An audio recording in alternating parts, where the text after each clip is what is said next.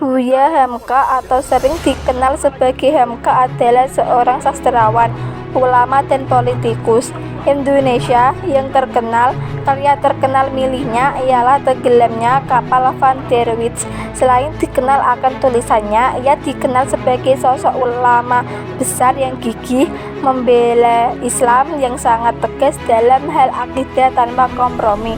Hamka juga sangat aktif dalam hal politik. Ia sering menyebarkan Islam atau menyuarakan pendapatnya akan pemerintahan di zaman itu. Ia sempat berkecimpung di politik melalui Masyumi sampai partai tersebut dibubarkan. Penjabat kedua Majelis Ulama Indonesia (MUI) pertama dan aktif hanyutnya. Beliau berkarir sebagai wartawan, penulis, dan pengacara. Abdul Karim Malik Arumloh yang populer dengan nama penanya Hamka dilahirkan di Nagari Sungai Batang, Tanjung Raya, Kabupaten Agam, Sumatera Barat pada tanggal 17 Februari 1908. Hamka diberikan sebutan Buya, yaitu suatu panggilan untuk orang Minangkabau yang berasal dari kata abi atau abuya yang berarti ayah. Ayahnya bernama Syekh Abdul Karim bin Arumloh yang dikenal sebagai Haji Rasul. Beliau merupakan pelopor gerakan Islah atau Tajdid di Minangkabau.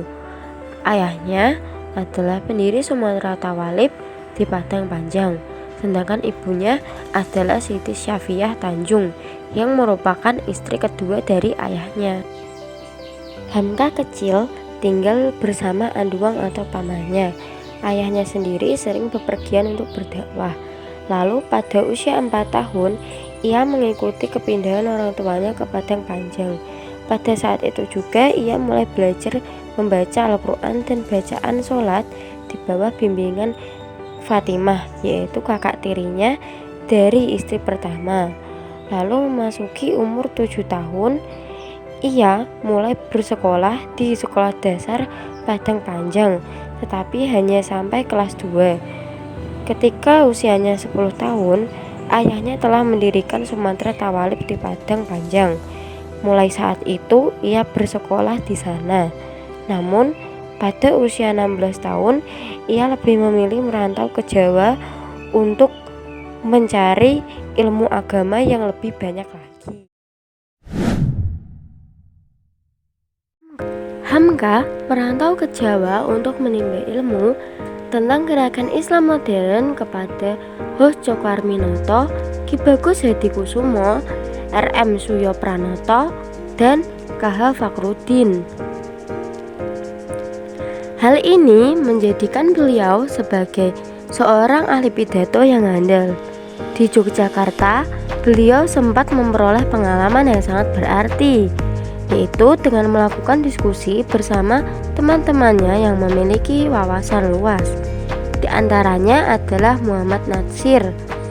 Disinilah beliau mulai berkenalan dengan ide pembaruan syariat Islam dan Muhammadiyah yang dipimpin oleh A.R. Sultan Mansur. Selepas merantau di Jawa, Hamka kemudian kembali ke Padang Panjang untuk membesarkan nama Muhammadiyah.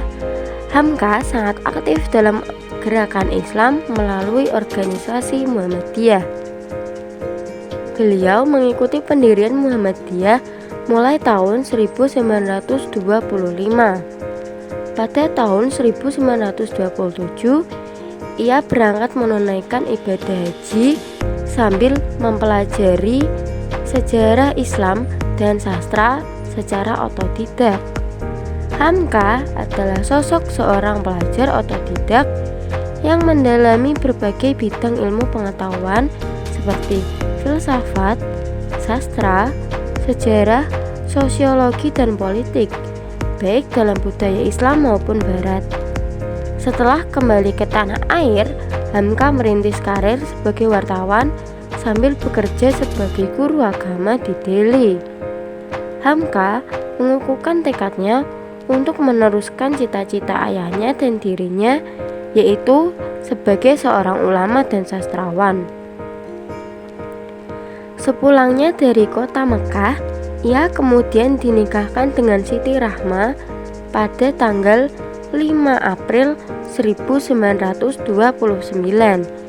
Dari perkawinannya itu, ia dikaruniai 11 anak. Lalu, setelah istrinya yang pertama meninggal, ia kemudian menikah lagi dengan perempuan yang berasal dari Cirebon, yaitu Haji Siti Khadijah. Ia kembali ke Medan pada 1936. Lalu ia mulai menerbitkan majalah Pedoman Masyarakat.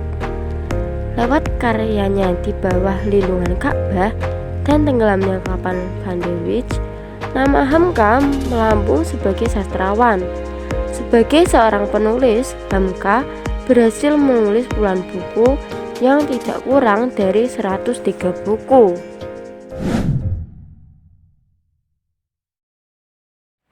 Pada tanggal 27 Januari 1964, Hamka ditangkap oleh pemerintahan Soekarno. Meskipun begitu, Buya Hamka tetap menekuni dunia menulis. Selama di penjara, Buya Hamka berhasil merampungkan kitab tafsir Al-Azhar 30 juz. Tafsir Al-Azhar menjadi karya yang diakui di luar negeri dan menjadi populer. Buku ini berisi kajian-kajian yang ia sampaikan saat ceramah subuh di Masjid Al-Azhar hingga pada tahun 1959. Ia masuk penjara dan dituduh sebagai seorang anti-Soekarno yang pro terhadap Malaysia. Buya ditahan karena dianggap melanggar UU Anti-Supresif Pemres nomor 11. Ia dituding terlibat dalam upaya pembunuhan Soekarno dan Menteri Agama saat itu, Saifuddin Zuhri. Namanya dihancurkan, perekonomiannya dimiskinkan, karirnya dimatikan, dan bukunya dilarang beredar sejak saat itu. Ia dipenjara selama 2 tahun dan 4 bulan, hingga pada akhirnya pada tahun 1966, Buya Hamka dibebaskan setelah Orde Lama tumbang dan berganti dengan Orde Baru di bawah kepemimpinan Soeharto. Permasalahan ini sendiri bermula karena Hamka tidak setuju dengan masuknya Partai Komunis PKI dan ide yang mereka kemukan. Hal ini diperkeruh dengan keberadaan Lekra, yaitu sebuah organisasi kebudayaan yang menyeret nama Pramudia Anantathur dan beberapa sastrawan lainnya. Organisasi Lekra ini menyebarluaskan berita yang buruk tentangnya. Diketahui ia sebelumnya dekat dengan Soekarno, bahkan beberapa kali diundang ke kediamannya untuk mengapresiasi karya besarnya. Ia memiliki perseteruan dengan Soekarno dan Pramudia Anantathur karena ia menolak mentah adanya PKI pada masa itu. Selepas ia keluar dari BUI, Hamka tidak berhenti menyebarkan syariat Islam dan tidak berhenti menulis. Pada tahun 1970, Hamka melayat dan mensolatkan Soekarno dan mulai berbaikan dengan Pramudia. Kehidupannya juga mulai membaik. Hamka sempat mendapatkan gelar doktor kehormatan dari Universitas Al-Azhar dan Universitas Nasional Malaysia. Selain itu, ia juga mendapatkan gelar guru besar dari Universitas Mustopo. Namanya juga dimasukkan dalam pahlawan nasional yang memperjuangkan kemerdekaan Indonesia. Hal ini semakin diperjelas dengan munculnya ia dalam berita-berita nasional. Buya Hamka meninggal dunia pagi hari Jumat tanggal 24 Juli 1981 pukul 10 pagi hari di Rumah Sakit Pusat Pertamina dalam usianya yang ke-73 tahun 5 bulan. Kesehatan Buya Hamka memang sudah mulai menurun setelah mengundurkan diri dari jabatan Ketua MUI. Tim dokter menyatakan bahwa ginjal, paru-paru, dan saraf sentralnya sudah tidak berfungsi lagi dan kondisinya hanya bisa dipertahankan dengan alat pancu jantung. Pada pukul 10 pagi keesokan harinya, anak-anaknya sepakat untuk mencabut alat pancu jantung. Tidak lama setelah itu, Buya Hamka mengembuskan napas terakhirnya. Jenazah Buya Hamka disemayamkan di rumahnya di Jalan Raden Fatah 3.